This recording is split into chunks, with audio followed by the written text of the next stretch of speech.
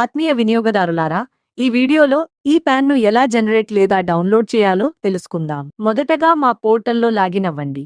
తర్వాత print services పై click చేయండి. ఈ పాన్ కార్డ్ సర్వీసెస్ తర్వాత ఈ పాన్ పై క్లిక్ చేయండి.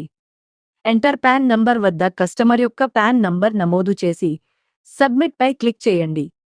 తర్వాత కిందికి వెళ్ళి ఫ్రంట్ బ్యాక్ పీడీఎఫ్ లేదా యాక్షన్లో ఉన్న ఏదైనా ఎడిట్ బటన్ పై క్లిక్ చేసినా రిమైనింగ్ డీటెయిల్స్ అనే ఫైల్ ఓపెన్ అవుతుంది. అందులో మిగిలిన వివరాలను పూరించండి.